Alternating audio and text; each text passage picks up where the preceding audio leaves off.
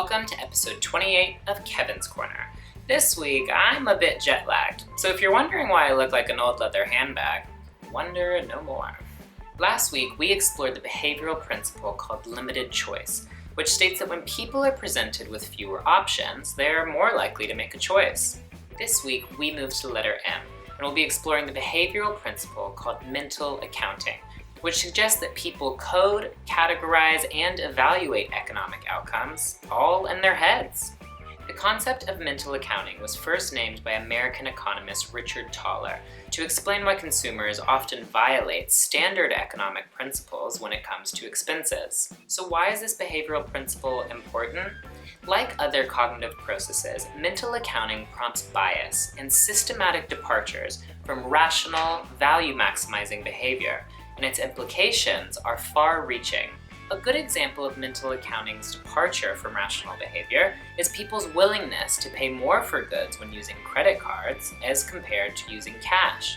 This willingness is flawed and inefficient, and it's essential to understand the concept of mental accounting so we can make better decisions. Returning to our example of the fictional health foods company, how might we leverage mental accounting on the website to encourage customers to purchase our products? A good way to leverage customers' mental accounts is to create product bundles. Due to mental accounting, people respond more positively to incentives and costs when gains are segregated and losses are integrated. Let me explain. The gain associated with buying one of the product bundles is the products themselves and the value they bring the customer purchasing the bundle. By segregating the products within the bundle and listing them out individually, we're segregating their respective gain, which increases the perceived gain of the bundle.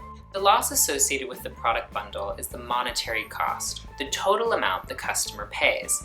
If we integrate the loss by assigning a single monetary amount to the bundle, we're decreasing the perceived loss to the customer. If we simultaneously increase the perceived gain of the bundle and decrease the perceived loss, we're widening the gap between these two factors, increasing the bundle's perceived economic value. It's a good way we can push products and satisfy our customers. Voila! Next week, we move to the letter N. See you then!